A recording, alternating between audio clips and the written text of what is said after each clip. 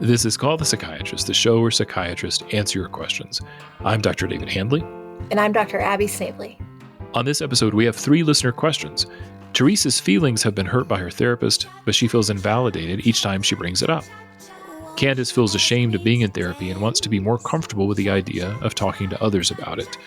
And Lila wonders about Oprah's advice to be your own best friend.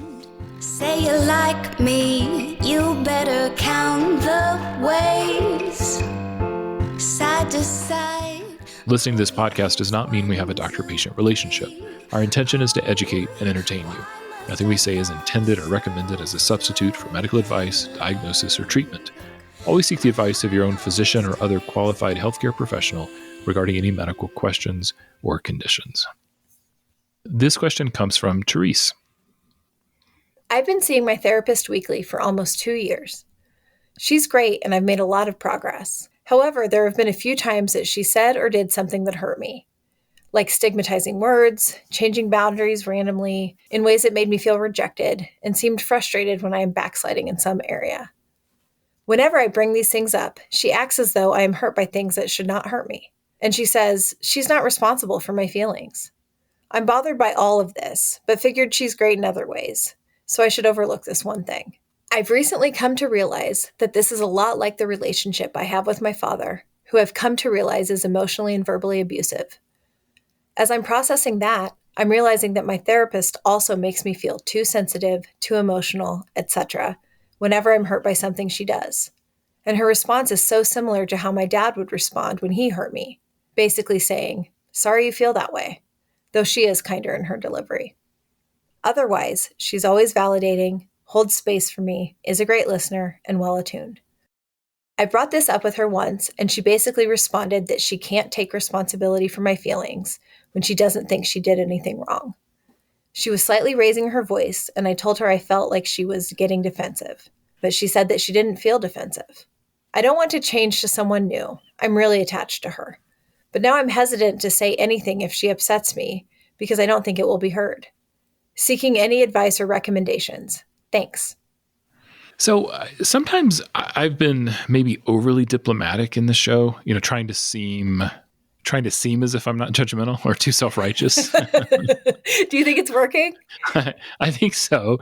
Okay. I mean, gloves off now, though, maybe? Well, this one just seems a little more ridiculous. The nice way of saying it is, this isn't the way a therapist normally behaves. God, I hope not. I double hurting people, traumatizing people, even when you're called out on it, like doubling down. I mean, gaslighting your patient, not right? What? You're not into this? I will say, though, I'm impressed by how hard Therese is working here. I am too. Yeah, good for you. I mean, this is more challenging for us. We don't have to just say, talk to your therapist. No, she's been talking. She's trying. But yeah, Therese is aware of her own transference. She's trying to repair this rupture in the relationship.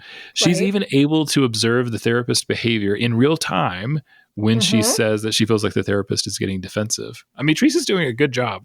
She really is. And a better job than the therapist. Well, okay. I just wanted to point out, it sounds like Therese has this pro and con list going on. Yeah. But I'm not sure that they're not mutually exclusive. So on the cons, the therapist is stigmatizing, makes me feel rejected, invalidates my feelings and experience. And then she immediately says she finds the therapist validating, a good listener, and well-attuned. And I'm not sure how you square that. It's like, well, she's well-attuned except for when she yells at me for being hurt. Well, and I would say, more specifically / more importantly and more hurtfully, it sounds like the therapist is great, except when they're actually in a very specific and almost explicit countertransference situation, right? Mm-hmm. Maybe when, and this is conjecture, but maybe when Therese is talking about conflicts at work or some other sort of external thing, it's okay. But when this dynamic gets going, wherein Therese is, treating the therapist like her father, the therapist steps right into that father role and is, I think, abusive and repeats the abuse. And I mean, I think we would call that an enactment, and enactments happen sometimes, but then it's the therapist's job to work their way out of it and reflect on it. And again, not double down. So I think, the therapist is actually maybe good enough when Therese doesn't really need her, but when she needs her the most and when she's maybe working on a core conflict is when the therapist abandons all, I don't know, good practice or training and just says, I can't be responsible for your feelings. I didn't do anything wrong. Like, what is that? That's bananas. Mm-hmm. Yeah, I was trying to think of like a generous take, which would be that if they were very early in their relationship and this snuck up on the therapist, but as soon as the patient calls you out, like you have to take a different approach. And if it you can sneak up, sure. But if you can't figure out what to do differently, then get supervision. Because Therese is onto it, and I don't know when somebody gets ahead of you, you got to work to catch up. And I think I don't have really a generous take about the whole of this or the pattern. Kind of like you're saying, any one of these things, in the right context or by itself, if the therapist could correct it or could respect the feedback, might be fine. I think saying I'm not responsible for your feelings is not really, or like a phrase I ever want to hear anybody saying, let alone a therapist. But, there are times when someone will say, you're angry with me. And I don't say I'm not angry, but I might say, I'm going to have to think about that. As far as I can tell or what I'm aware of right now, I don't feel angry. This is what I feel. But I'm not, if I can locate that anger, I'm not going to gaslight the person and say, no, you don't feel that. And I'm also going to get really curious about why they perceived me as angry. What did they take in as angry? And can we find a thread in there? It doesn't mean that it's never hidden to me. And then later, if I reflect on it and, might come back and say, I thought about it and maybe this got to me or that got to me. I think there's room kind of for repair. So I agree. I think Therese is onto this woman. It doesn't mean every one of her takes or interpretations about the therapist always have to be 100% accurate or that they have to agree. But I think it is the defensiveness of the therapist that I find really alarming, right? Not like, oh, can we understand that together? Can we understand that perception together? What are you picking up on? What are you feeling? Here's where I'm at, right? Like there's no like teamwork in it. It's all just kind of how dare you, patient, because you're wrong and I'm right. And that just really does not feel like a respectful relationship. I agree with you completely that there's no curiosity. When Therese is bringing this up, your job is to just be curious about where it comes from, whether it's right or wrong. I was going to say, for the sake of argument, let's say the therapist is completely right, as if keeping score were helpful. Sure. And Therese is hypersensitive. She's an emotional wreck. She makes herself into a victim all the time. Okay, well, there's no way the therapist can help her with those problems by responding like this, by manipulating her, by doing this reenactment with the father, acting in the same way. So if your goal is to help, it doesn't matter if she is completely wrong. You still have to be curious about it if you're going to figure out what's actually going on between the two of you. I don't know. And it comes from somewhere, right? So yes, so let's say Therese is overly sensitive or having exaggerated responses or responses that seem exaggerated based on the kind of here and now material, then hopefully the therapist can have some compassion for that. And like what kind of technique is that? Is like, oh yeah, you're hypersensitive. Have you ever thought about stopping being so sensitive? Right. It's like telling somebody to calm down who's having a panic. Right. Yeah. Like really it doesn't work. Yeah. Right. But it's, I don't know. Maybe she's not a Freudian, but what are we going to say? Like hysterics suffer from remembrances. If Therese is having what seems to be an outsized reaction, it's because it's based on what's happening now and based on things that have happened in her past. Like I'm going to be more curious about a response that seems out of proportion to the stimulus than something that just seems like a normal conversation. Right. Of course. Like there's more there. That's where you go. Like you follow the affect. There's so many she's aphorisms. Like she's not doing anything. Yeah. She's shutting her down at the very time when you pursue it. It's like, whoa, what was that all? I want to know more about what button did I push that maybe I had no intention. I didn't see it coming, but then you don't blame the person for having the reaction. You figure out, well, I wonder why that reaction happened. It did catch me off guard. You own that. This is whoa, counter therapeutic. It's anti-therapy. I don't understand this, right? I don't know, abusing the patient who had abusive parents, not a good idea. I mean, let's be fair, you shouldn't abuse any patients, but like, it's really bad when it's exactly specifically in the same way their parent abused them. Like, where's your imagination, therapist? Well, I can hear, Therese feels stuck. She says it's been 2 years and she's made a lot of progress. But then she also says, but now I'm hesitant to say anything if she upsets me because I don't think it will be heard. And that's a real problem. You can't make more progress then. I'm not kidding. Around this issue, right? Yeah. But I kind of think in general, I think this sounds like if not the central issue. And again, I would encourage Therese to think about this idea of, when has she actually been helpful? When is this coming through? But when things are hard, if they really can't work through it pretty soon, I know Therese does not want to move on. She doesn't want to start over. But if they can't get through this, then I kind of think she ought to. And maybe that is the actual generous thing I can say, is that I will take Therese's word for it that this therapy has been helpful up to this point. But sometimes even a really good therapist or somebody who is good for you can only be good for a time or for a certain piece of work. And maybe this is just as far as they can go. Part of me wants to just say, well, this therapist is a sociopath, you need to run. But I will agree, but I'm not going to gaslight Therese. If she believes the therapy has been helpful, I will believe that and think it has been, but that doesn't mean it's going to continue to be helpful forever, or that the next thing you have to work on, it doesn't mean that this is the right person for it. Mm-hmm. Do you think there's any way to salvage it? I mean, she has done, I think she's gone above and beyond. Like, I think she has. I mean, she sounds attached, and obviously we are not attached to this woman.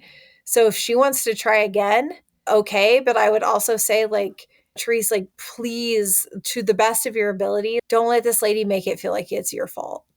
Because if she can't do better, you definitely deserve better. And I'm sorry that it's hard, and I'm sorry that you'll have to do the hard part of moving on. But I don't think you have to try again. But if you want to respect the relationship, okay. But I would, I don't know. I wouldn't try to stick around. I wouldn't try to keep fighting this battle, because this seems like a pretty crappy, unskilled response that I don't have a lot of hope of getting better.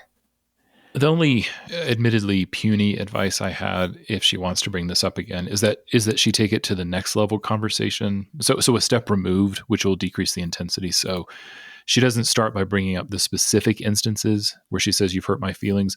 She starts, as she did in this question to us, that, hey, I don't speak freely. I don't tell you when you've hurt me because I fear being dismissed. Maybe even add that dismiss the way my father dismisses me. I mean, surely that would serve some kind of bait for her therapist to engage with her around this. I don't know. I guess I have to trust that she sees something worth salvaging here. And maybe trying a different approach is the way. I resent on her behalf that she has to work this hard, that she has to frame it or basically treat her therapist like she's narcissistically fragile. I mean, which is fair because she is. but to come in and just say it in just the right words, it feels like a real role reversal.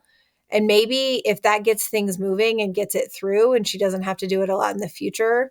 But I guess I am afraid that it sets a precedent to where this is how they get through anything hard. No, you're right. I mean, I'm trying to respect the dilemma that she's in, that she doesn't want to leave this person. I like your idea, and I hadn't thought of this before. I like your idea, or even building on that. I wonder if she wants to explain her overreaction. She might say, I was thinking about why this was so hard for me, if they haven't made this connection in session, right? But I was thinking about why this was so hard. And I think it's because it's just like what my dad did. And maybe that's sort of a light bulb for the therapist to be able to back it up and be like, oh, given that, I understand why you would react this way. And that's kind of assuming that the therapist hasn't said over and over, you're too sensitive or you overreact, but it kind of seems like she has. Yeah. I don't know. I don't know what you think about that either, right? But like, to sort of not be coy about it, but just like come in with a new insight, or an insight that hasn't been expressed, and see if that gets things moving. That feels like a little less And this wouldn't be blaming the therapist or blaming the patient, but a little less gamey or something, just like more straightforward. This is what I think is going on. This is why it's hard for me. I would really like this to work. And if the therapist, again, can't make any movement, then I think you work on terminating, and that might be real short because I don't know how that is going to feel either. It's hard for me to imagine the therapist is able to tune into her countertransference. So no, whatever that is for them, but to respect, if Therese, if you feel like to respect the relationship, you need to make another effort of some kind or another. Those are some ideas for you, but I think you're doing everything right, which means you can't do it wrong, but just, I think, respect yourself enough to kind of move on if you keep running up against a brick wall. All right. Well, I hope that's helpful. Good luck. Let us know how it goes. Yeah. Thanks for the question. Dancing just you and me. Cha-cha-cha. This question comes from Candice. I find the waiting room at my therapist office extremely awkward. There are often other people in the room, and my tendency is to avoid eye contact and ignore them. If we've both been coming for a while, this gets awkward. Should I say hello? Part of me wants to ask, what are you here for? Are you getting better? But instead, I turn away. I imagine they're likely thinking the same thing about me. She's still here? And truth be told, I've been in therapy for a very long time. Years, actually. I don't share my therapy journey with almost anyone, people in the waiting room or otherwise. It's a private part of my life. Some friends and family acknowledge it, but don't really understand. Most have never done therapy themselves. Their problems are apparently more manageable than my own. At least that's what they believe. How do I get more comfortable with the idea that I need therapy, inside and outside of the waiting room? This is such an important part of my life, but not sharing it with anyone other than my therapist can be isolating and lonely. I've been listening to your show for a while now, and I appreciate how openly you both, especially Abby, talk about your therapy. You're comfortable with it. I'd like to have the same confidence. Well, Candice, I would be lying if I said that I didn't relate to almost every part of this. But the next part I'm going to say is also true, which is I think you are making a lot of assumptions, right? Both about yourself and these other people, which is fine. And I think worth understanding. And so I don't want to go through and say, well, how do you know this? Or how do you know that? Thinking through some of this might be helpful, but I'm also happy to talk about, I guess, how I got comfortable. I don't know. But Dave, it also sounds like she wants to hear more from you. I just kind of read between. Hey, I did that. I have done did since you? Candice's question came in. I did. What did you say? I don't remember. I must have yawned and missed it. What happened? It was several episodes ago. I revealed my own longing and my own difficult relationship. I'm just teasing you. Yeah, no, we've skipped over it. This question came in a bit ago.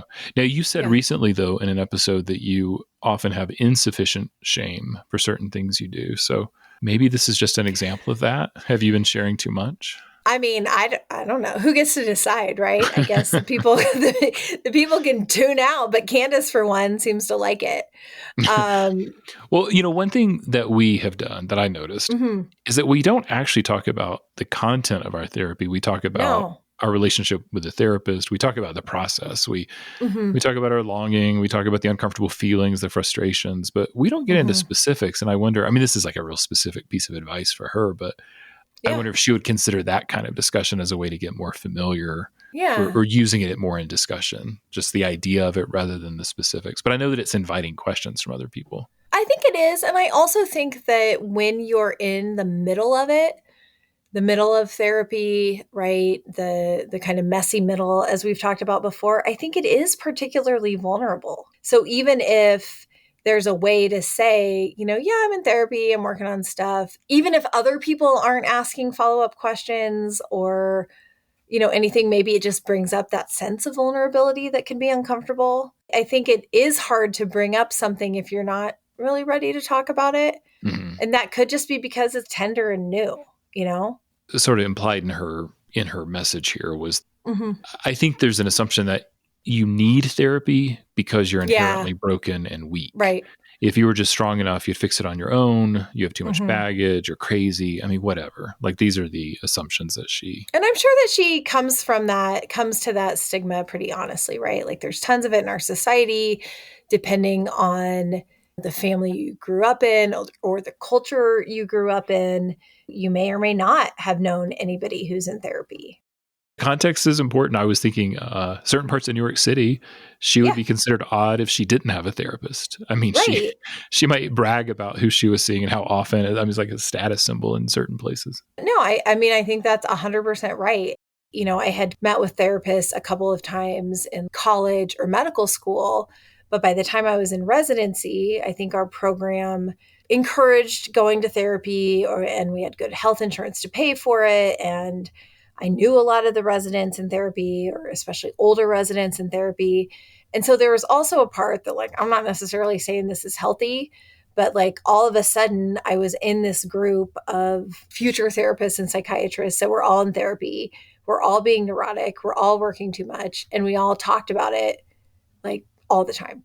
Not everybody, but many of us talked about it. And so it was like a all of a sudden really normalizing environment that I think most people don't come across if you're not in the field. I'm not saying that everybody talks about it openly.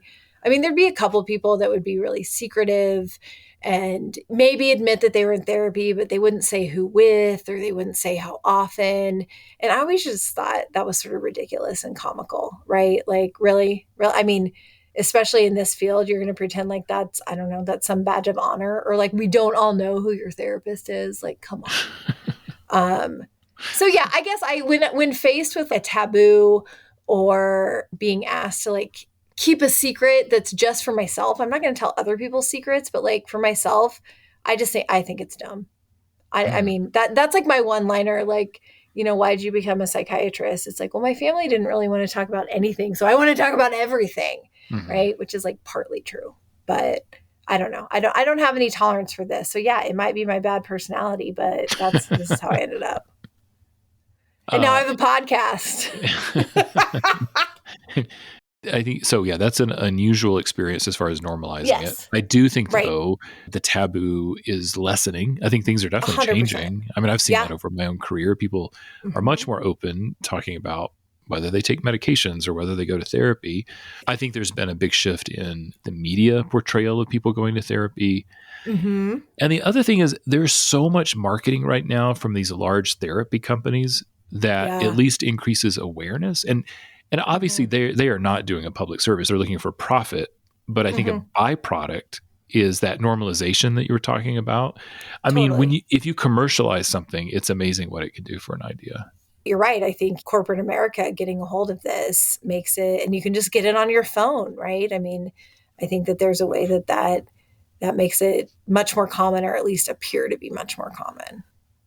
But I do, kind of want to challenge that idea that nobody else is in therapy, or nobody else, they might just not be talking about it, which is fine. I mean, the number of my friends who will, have a couple glasses of wine and like whisper to me that they're in therapy or they take Zoloft or something is hilarious and too many to count. And that's fine. Like, I'm happy to be a safe person for them, but it's just like, this is not the revelation you think it is, which is not what I say. Right. But it's like, it's okay. Like, I don't know who you think is judging you. And it might be some of these people who you aren't telling that you're in therapy also aren't telling you. And it doesn't have to be any of their business. But I think it is a different thing, like you're saying, to keep your mouth shut because you're ashamed versus keeping your mouth shut just because it's private. Yeah, there's a sentence that she used. She said their problems are apparently more manageable than my own. At least that's what they believe. That second sentence it hits the nail on the head. I think she recognizes the importance of it. She thinks they could benefit from it if they had the same amount of self-awareness that she has. And that's actually a strength. I mean, she could take pride in the fact that she's working to improve some element of her life. She wants things to be better. Absolutely. And I think she could see that these people, if they were curious enough, could actually do the same thing. So it's interesting, though, that it's like the first sentence, it's, oh, they are judging me. And the second one, she's actually judging them. Right. Right. No, I mean, and you're right. So I think it does go both ways, but, are there problems more manageable? I don't know, maybe. I also think sometimes, if there is something you were really struggling with that you worked on, and maybe somebody remarks on that, maybe that's a time where you do feel better, both because you're on the other side of it, but to be able to say, yeah, right. Like, I went to therapy. I addressed this. I mean, one of my friends who ironically was in residency with me told me that I made him believe in therapy because over the course of a couple of years, I became a much nicer person. No, because I had been his supervisor. He's like, wow, you're so much more reasonable now. Like, kudos to your therapist. I'm like, that's right. I'll tell him. And I did. Yeah, right. Like everybody gets to feel good about that. But I would say, I mean, I know this is kind of circling back around, but yeah, at previous times in my life, I think I was more embarrassed or didn't know how to talk about it. But so I think it's the normalization, but I also think now I've been mostly graduated from therapy for a number of years and I can reflect on it and maybe have a better sense of humor about it where it doesn't feel so sensitive just with like a little space and time. So I'm not saying that I don't need any more therapy or that I never do, but I think if you stick with it, my hunch is you will end up at a place where you just feel more secure in yourself and that therapy is part of your story of getting there, but not the whole story and definitely not like an indictment. I think that for her, I think for many people, maybe this is my overarching thesis on this, is that the shame of going to therapy is because the thing she's going to therapy for, she thinks is shameful. Yeah. Right. And so, getting, you have to actually make some peace with the work you're doing and the things you're, before I think it might lessen in terms of the shamefulness of being there to begin with. That is much better said. Nicely said. Thank you, David. You're welcome. What a very nice intellectualized version of that. Now, to learn about your feelings or how much therapy you had to go through to get to the point where you could say that. Oh, for me personally? Yeah, for you personally. Yeah. Oh, yeah. No, for sure. No, that's from personal experience and from working with people. Because we can always just say it's to make us better at our jobs. Which is not true. But it's not the whole truth.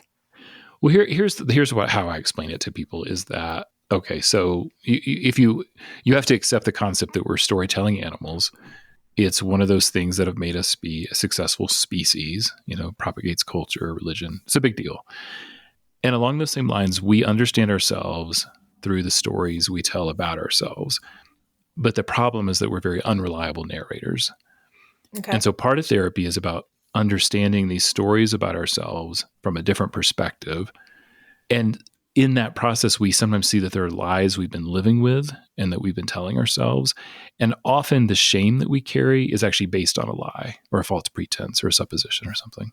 And so what I've seen is that usually what we identify as the shameful experience are actually stories of resilience, of survival, strength, perseverance. And when you talk about those things and you get this three-dimensional view of yourself, you can actually start having more empathy for yourself. And then eventually you get to this place where you realize that you didn't cause the trauma that you've experienced. And when you get into that mindset, shame has a harder time occupying your life. And in that context, then therapy doesn't feel so shameful in and of itself. That was beautiful. I'm laughing at. I'm not kidding. Why are you laughing? This is what happens. I'm trying to be earnest. I love it. I think it's the only way to answer it. I mean, I guess the other way is, I don't know what I want to say, trust the process, which I said I would never say, right? Give it time, practice, open up little by little, see how it goes.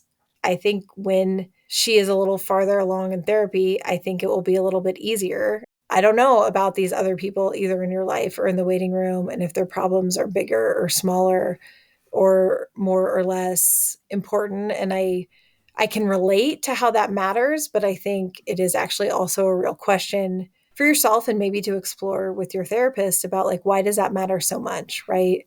Like your problems, at the end of the day, your problems are your problems, even if they're the biggest or the smallest in the world. Like I get not liking that, but if this is what you have to deal with, then, I mean, there does feel like there is something about like comparison or competition here that might be worth exploring, but I don't know enough to make very many more guesses than that. Dropping some of that comparative impulse might be a way to get more comfortable with it too, to just kind of realize this is me, even if I'm crazier or less crazy than other people. Yeah, I mean, I hate that the real answer is that if you give it more time, if you, once you have continue to address the things you're there for, it's actually not going to feel like a big deal anymore. It'll feel like a less big of a deal. but that there's no secret. I mean, I guess I do think it's a true response, which hopefully then it's validating.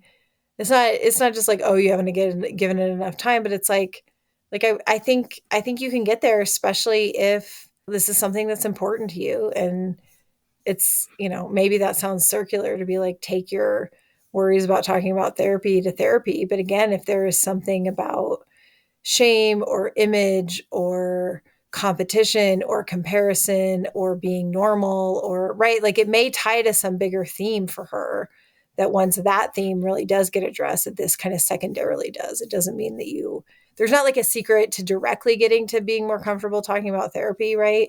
Except to figure out what's in the way, which is the answer for anything. So I don't think that's bad. Yeah. I hope it's not bad because it's true. All right. That's a good place to stop. Okay. Good luck.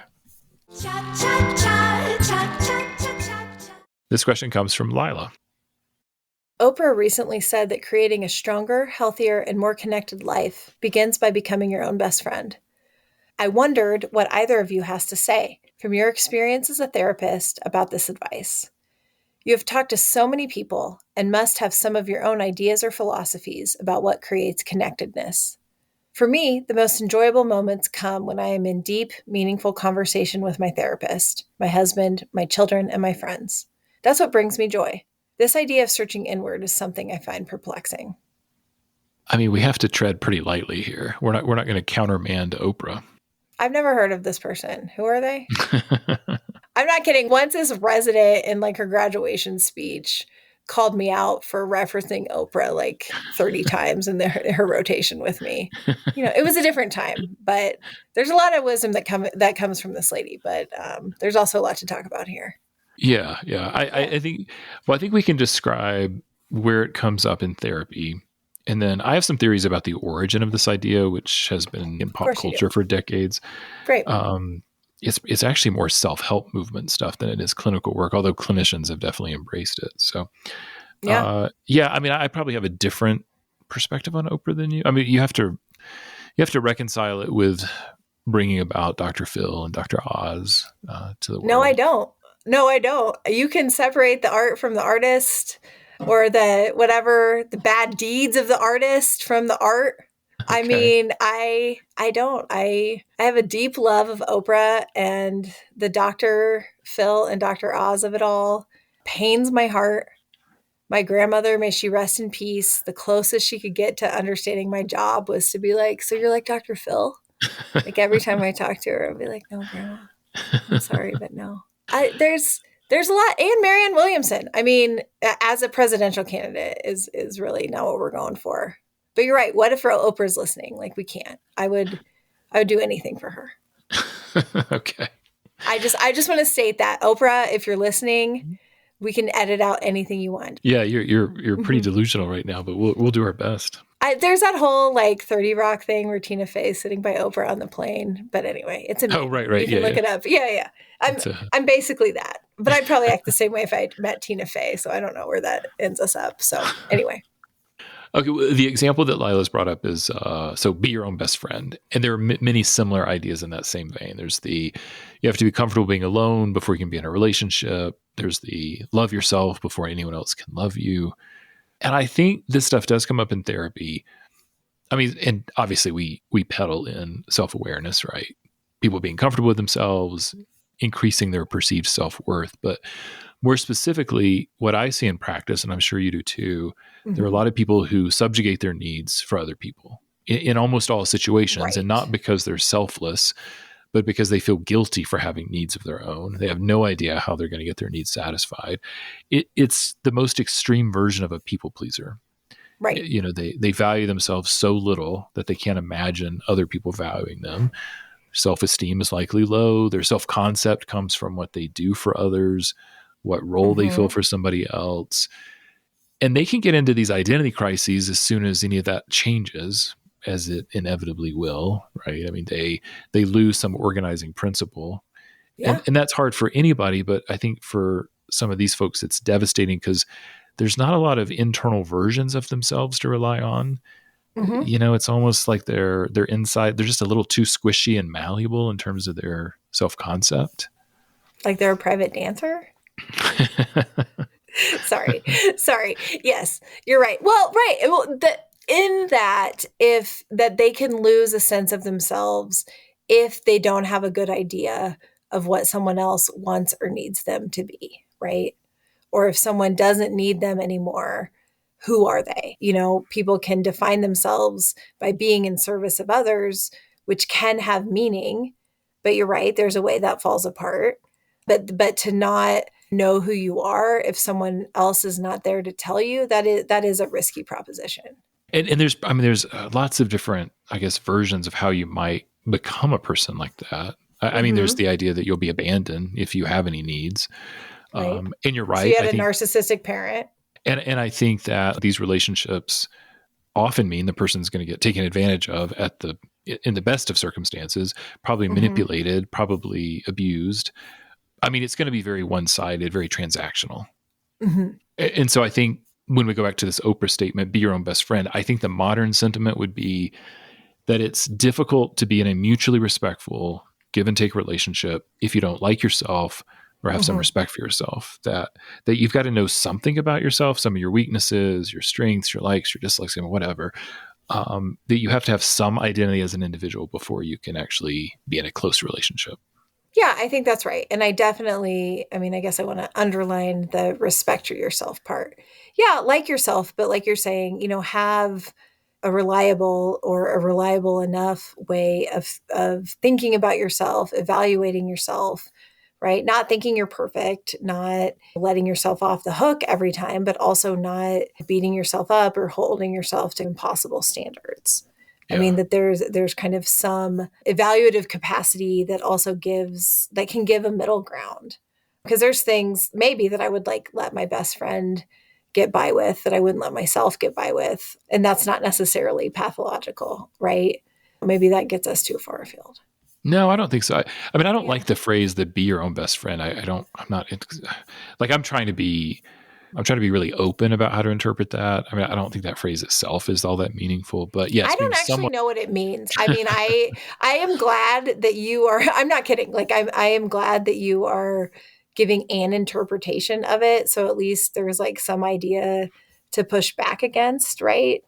I mean, well, the reason because I have a whole different concept of friendship, which doesn't mean you can be your own friend. You can spend time with yourself. You can like yourself. You can love yourself, right? But friends are people that get together and have some mutually complementary arrangement. This doesn't, you have to have other people. It doesn't work. I mean, are monks the ultimate best friend? No, they are not. This does not work. So I think you're right. I really had to interpret what I thought she was saying based on where I think Oprah got it. I appreciate that. No. It was super helpful. I'm serious. Well, I have this theory. I think that what Oprah's talking about is actually the story of codependency. And so what I think is fascinating about that is that's a concept that really went more from self-help into pop culture. Then it exploded into all these different things, and all these iterations got reabsorbed in the clinical world without a lot of research, without a lot of academic writing that you would normally expect. And now it's very amorphous. It's so many things to so many people. But the Oprah Winfrey Show started in 1986. Codependent No More, How to Stop Controlling Others and Start Caring for Yourself was published in, I'll let you guess what year. 1986. That's right, by Melody Beattie. So for people that don't know people still read this. There's it's Codependence Anonymous groups. I mean, this is a concept. It's around. Yeah. And so this came out of primarily Alcoholics Anonymous. And then by the 1950s, a spouse of one of the AA founders came up with Al-Anon, which is a support group focused on the partners and the families of alcoholics. And this idea that the addicted person may have relationships that enable their addiction fueled a lot more family systems work in the 60s and 70s. So then the clinical language about addiction changed in the mid-70s to substance dependence.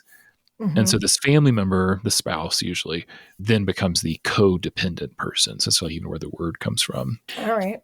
And so it was really, really more around the addiction literature. But then people started writing about the type of person in these relationships. And these were people pleasers who take care of other people. And those people don't reciprocate that care. They sacrifice their needs. They're supposedly attracted to these controlling narcissistic people. There's some correlation with these people having family members who also have addiction. And so my theory here is that as this became really popular in the mid 80s, and as Oprah was gaining prominence, this was kind of a great match because, Yeah. if I generalized Oprah's mission, it would be that it's about self-empowerment and specifically the self-empowerment of women. Mm-hmm. And most of the literature around this codependency was around women in abusive relationships, women in relationships with people with addiction or otherwise, because again, it starts And expanding. why would they choose these people? Yeah. Yeah. So it fit her programming well. Okay. And I think it's really embedded in the fabric of Oprah.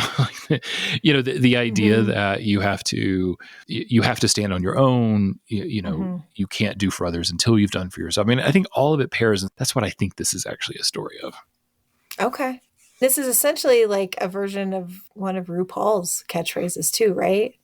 If you don't love yourself, how the hell are you supposed to love somebody else? Yeah, that's what I mean. This is it's everywhere. it's a standard pop culture. So I'm like, is quip. Oprah saying it these days? Where is she saying it? I mean, I thought she was just putting vegetables on Instagram.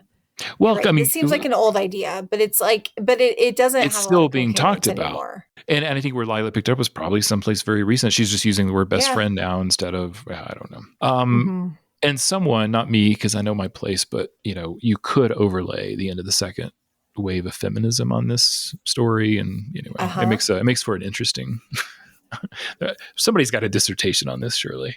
I'm just listening. But I believe you. That all makes sense to me.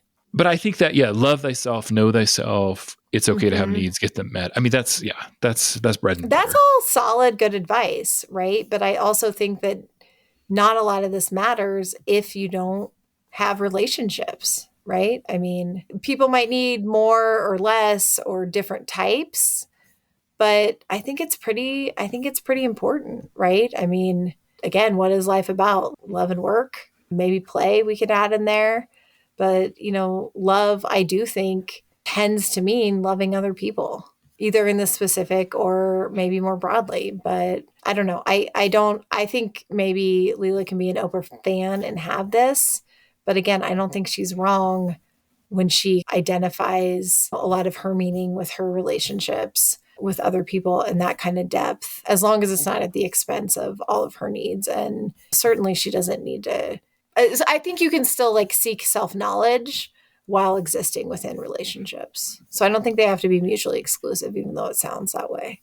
Yes, yeah, and I agree with you. I think that's actually where the biggest theoretical hurdles come up. Yeah. This isn't that sound. I mean, if you reduce this to the idea that you can't be in a relationship until you know yourself, but then the development of the self comes from being in relationship with others, it breaks down. So it doesn't. So I try to give I think for these individuals that we talked about who maybe come to therapy, maybe this history even with substance dependence, but in other contexts, it's very important.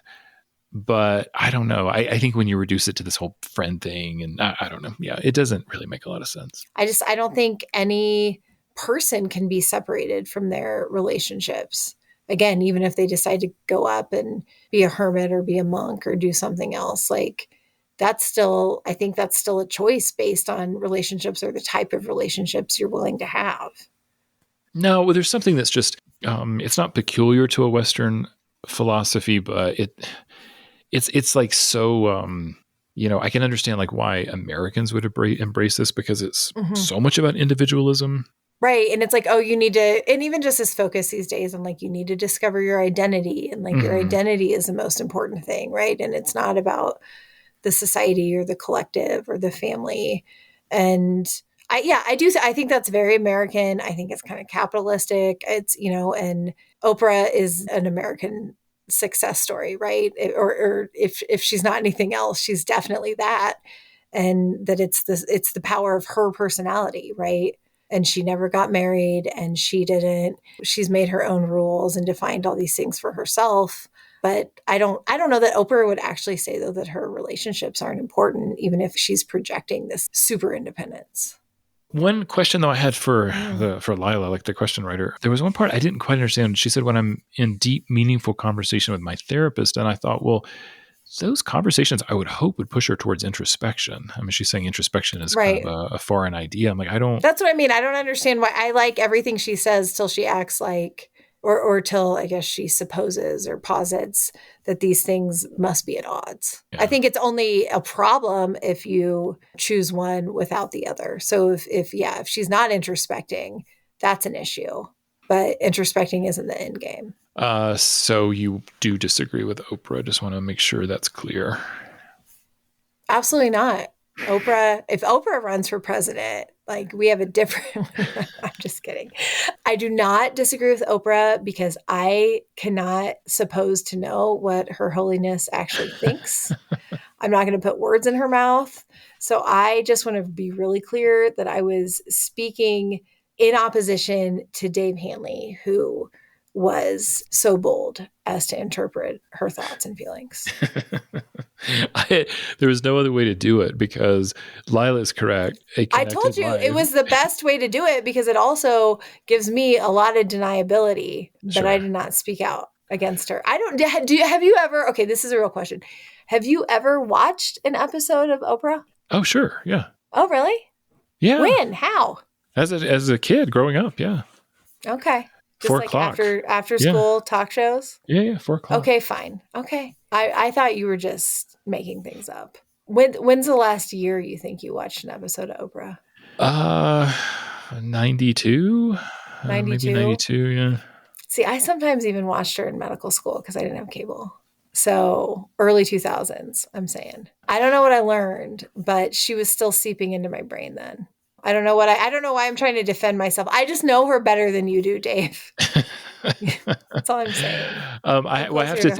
I have to think that she changed quite a bit. I mean, both with her success, her money, she did become more introspective. In those early days, it was what would later become very shocking, almost reality show or, Jerry Springer like. But then by the end, it also was like Kingmaker, right? If she picks your book, it's a bestseller. That's right. If she says you're a good doctor, apparently you are. If she lets you say you're a doctor, apparently you're also that, right? I mean, there's a lot that doesn't get challenged, or like that James Fry guy lied to her and that ruined his life. This is why I'm afraid of her. Like, I don't want to misspeak. I'm currently reading one of Jonathan Franzen's books, and that she was almost the end of him, but he survived it. Really? Which book? She had named the corrections. His first novel she named as one of her books, and he tried to decline the endorsement. Oh, I didn't know that. Oh, you didn't know this history? Oh, yeah, no. It's an excellent book, but no, I've read the corrections. Yeah, for sure. Yeah, he thought it would debase. He wanted to be cred or something. Yeah, he wanted to be like he was a great American novelist, and he didn't want it to be so populist or unserious. I'm interpreting. Nobody is greater than Oprah. Well, anyway, he ate a lot of crow to try to fix that. Well, I hope he learned his lesson. When I was just thinking about what I perceived changed for Oprah by the time her show was over, is that basically the show became her own growth, like her own, like what she became interested in is what the show became about.